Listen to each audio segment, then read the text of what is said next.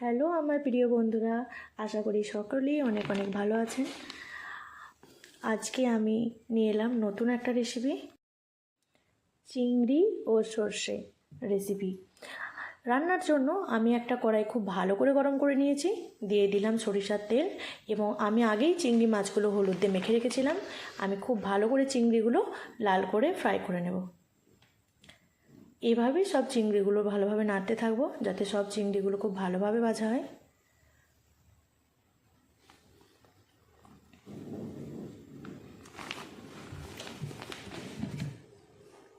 দেখুন সব চিংড়িগুলো খুব লাল করে ভাজা হয়ে গেছে।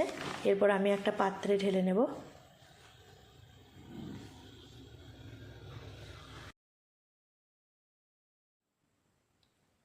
আবারও পাত্রে দিয়ে দিলাম অল্প করে সরিষার তেল এবং এর মধ্যে দিয়ে দিলাম 1 চামচ হলুদ গুঁড়ি আর দিলাম একটু লবণ। এরপরে কেটে রাখা আলুগুলো আমি ভেজে নেব। খুব ভালো করে আলুগুলো আমি ভেজে নেব। 2 থেকে 3 মিনিট।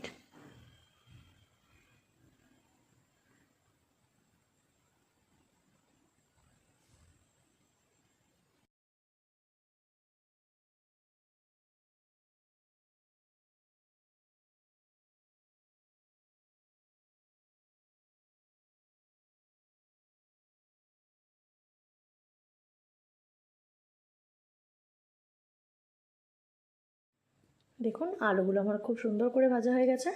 এরপরে আমি আলুগুলো একটা পাত্রে ঢেলে নেব।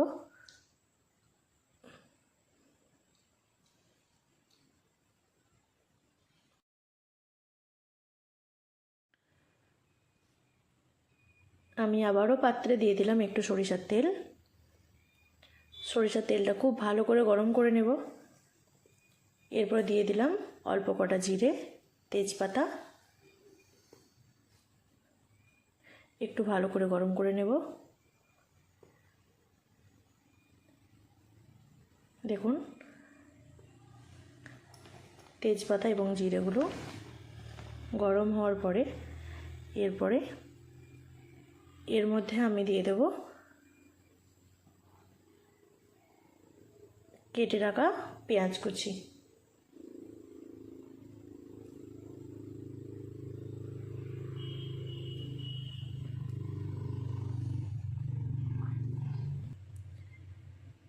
পেঁয়াজ কুচি দেওয়ার পরে আমি খুব লো ফ্লেমে ভালো করে ফ্রাই করতে থাকবো যাতে সব পেঁয়াজগুলি আমার খুব ভালোভাবে ফ্রাই হয়ে যায়।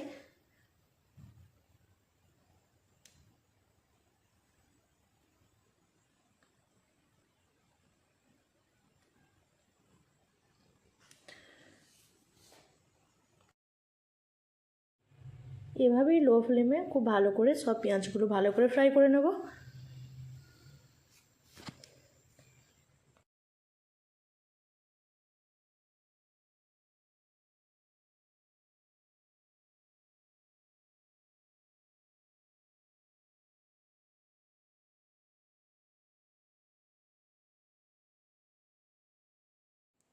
দেখুন পেঁয়াজগুলো খুব সুন্দর করে ভাজা হয়ে গেছে, কতটা লাল হয়েছে দেখুন।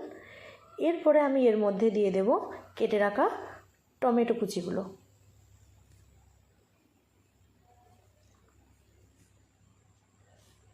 টমেটো এবং পেঁয়াজ খুব ভালোভাবে নাড়তে থাকবো। বন্ধুরা আমি যেভাবে বানাচ্ছি আপনারা ঠিক সেইভাবেই বানাবেন। এরপর আমি এর মধ্যে দিয়ে দিলাম লবণ আর দিয়ে দিলাম পরিমাণ মতো হলুদ গুঁড়ো। কাশ্মীরি লঙ্কা গুঁড়ো দিয়ে দিলাম 1 চামচ আর দিয়ে দিলাম ব্লেন্ড করে রাখা। ব্লেন্ডের মধ্যে কী ছিল, আদা, রসুন এবং সর্ষে একসাথে আমি ব্লেন্ড করে রেখেছিলাম, দিয়ে দিলাম এবং দিয়ে দিলাম 1 চামচ জিরে গুঁড়ো। অল্প পরিমাণ পানি দিলাম। এরপরে মশলাটাকে আর একটু ভালো করে কষিয়ে নেব।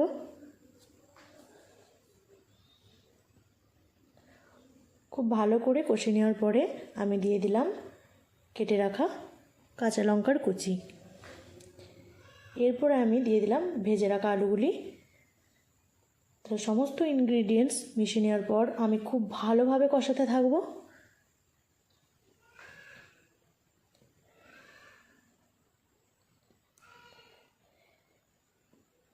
আজকের এই মজাদার রেসিপি এইভাবে যদি বানানো হয় খুবই ভালো লাগবে।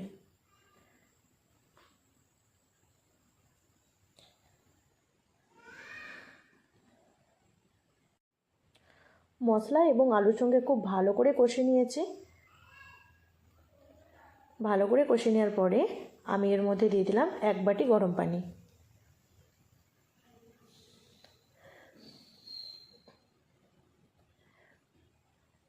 একটু ভালো করে নেড়ে আমি এরপরে কিছুক্ষণের জন্য ঢেকে রেখে দেব।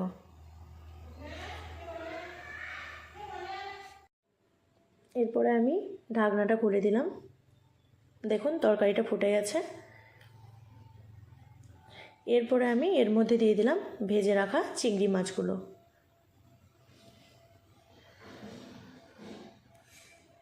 বন্ধুরা, এই চিংড়ি মাছ সর্ষে তো আমার খেতে খুবই ভালো লাগে। আমি অনেকবার বাড়িতে বানিয়ে খেয়েছি। গরম ভাতের সাথে তো একবারে জমে যাবে। এবং এভাবে ভালো করে আমি নাড়িয়ে নেওয়ার পরে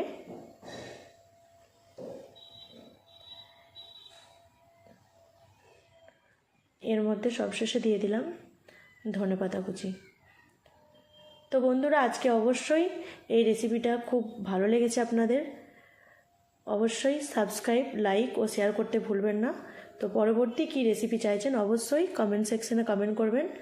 আমি আপনাদের জন্য নতুন রেসিপি নিয়ে আসব।